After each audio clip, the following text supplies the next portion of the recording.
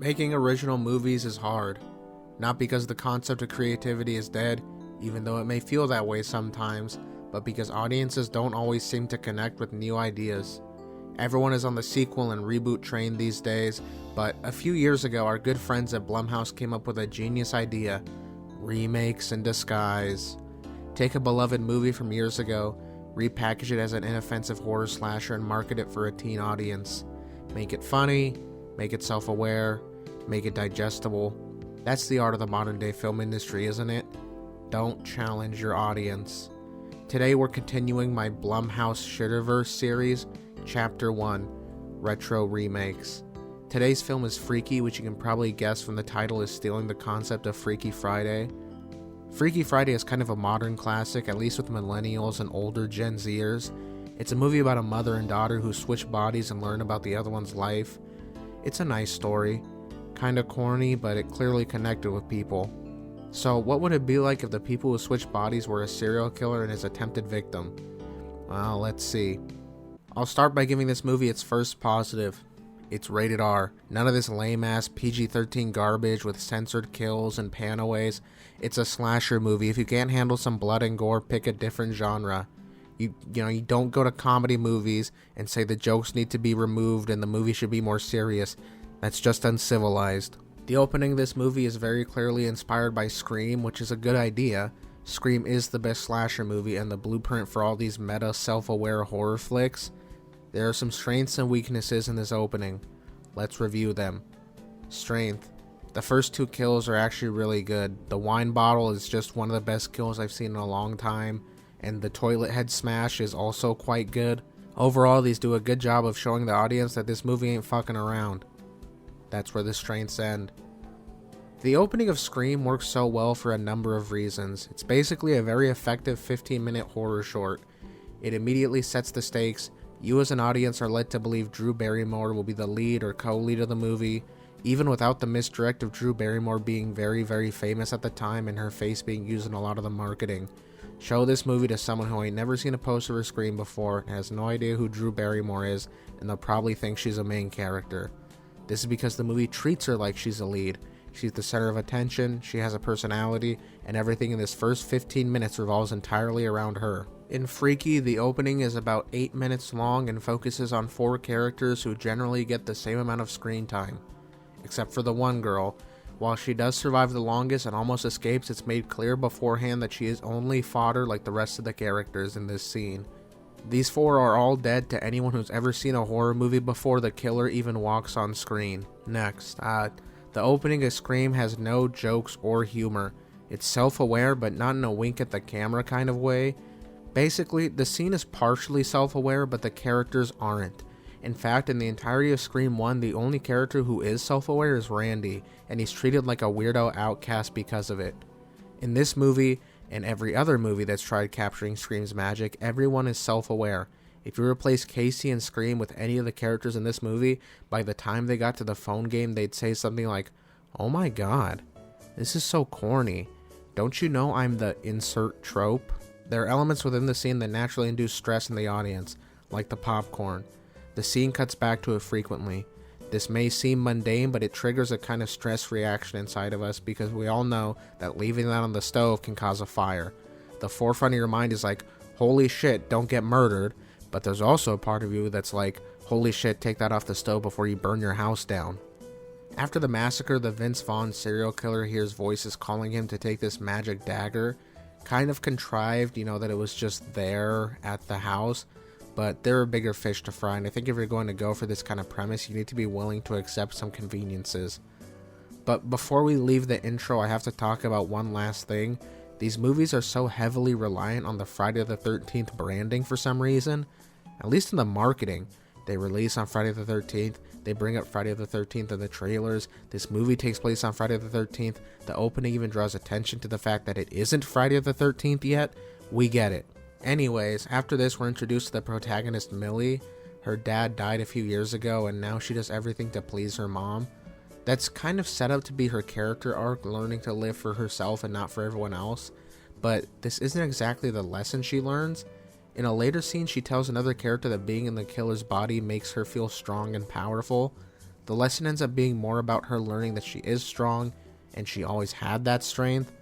This is reinforced by the ending when she gets her body back and manages to kill the butcher. We see that at the school, she's kind of an outcast. She's the school mascot. She gets picked on by a girl named Ryler? Okay. She has two friends, Nyla and Josh. I'm sure they won't make a single joke about the stereotypes of black and gay characters in horror. You're black! I'm gay! We are so dead! Josh immediately makes a joke about grape. It's delivered with kind of a he's gay, so it's okay vibe. I could just see this being, problematic under different circumstances, so it seemed like it was worth mentioning. I'm in it for the drunk straight boys who will suddenly realize they're fluid. That sounds kind of rapey. Good. Have you seen what's on the menu in this town? After the homecoming game, Millie is left waiting at the school, but her mom is just passed out drunk and forgets about her. This leads to the killer finding her alone at the school.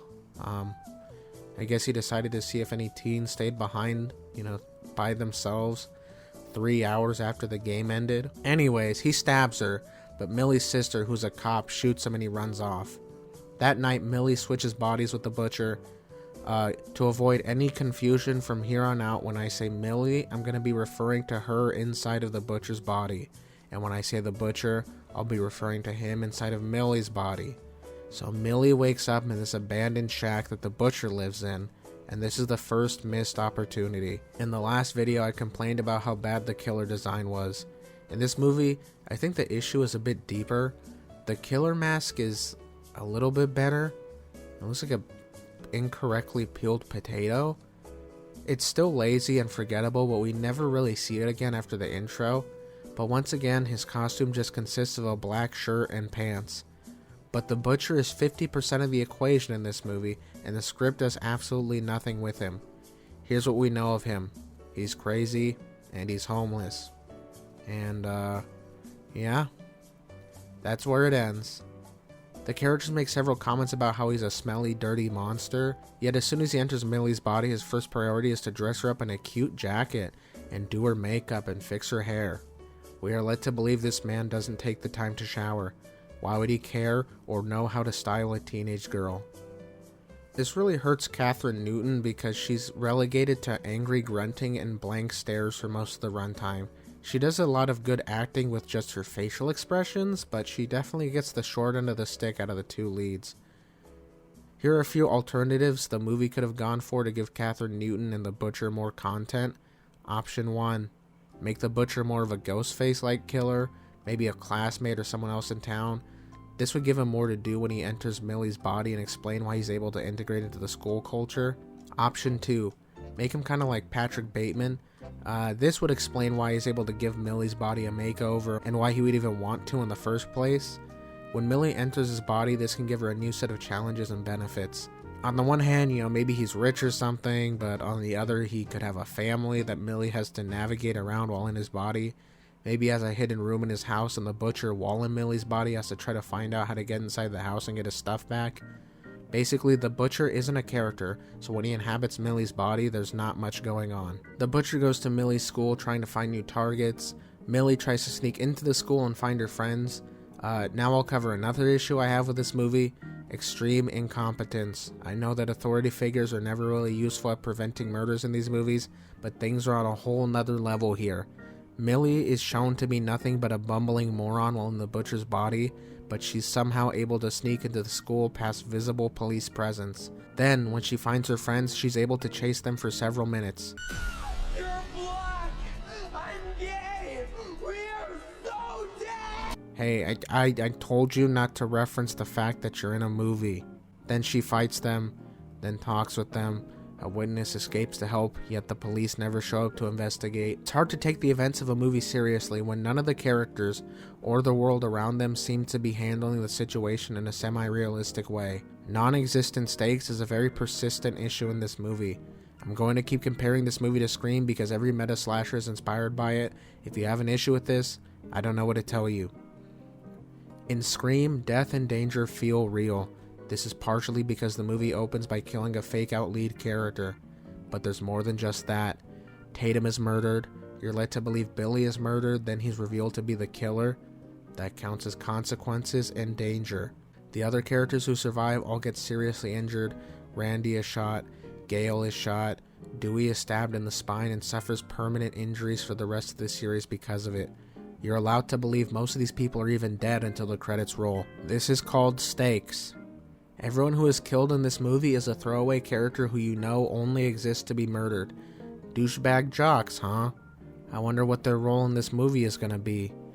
None of the main characters in this movie are ever killed or even injured. Everyone gets out of this scot-free. Josh and his mom are chased by the butcher for 2 minutes, but he just gives up when they lock a door. No one even gets so much as a paper cut in this movie. This also makes it difficult to take the butcher seriously as a villain. 3 of the 8 or 9 people he kills try to sexually assault him in Millie's body. Another one drops a slur right before he's killed so you don't have to feel too bad about him. The rest are all caricatures we've been conditioned to see as nothing more than NPCs. There's a teacher in this movie played by Alan Ruck from Ferris Bueller. He's presented from the start to be an asshole who treats Millie like shit for no reason. Towards the middle of the movie, he's killed by the butcher, and while it is a good kill, it's kind of empty because he's so unlikable. It's okay, movie. The serial killer is supposed to be the bad guy. You don't have to try to justify all his murders. In movies, the worst bad guys are the ones who do bad things to good people. The Joker, Anton Sugar, Nurse Ratched, Percy Wetmore, Joffrey. When your audience hates your villain, they become infinitely more invested in the stakes. It's called an emotional attachment.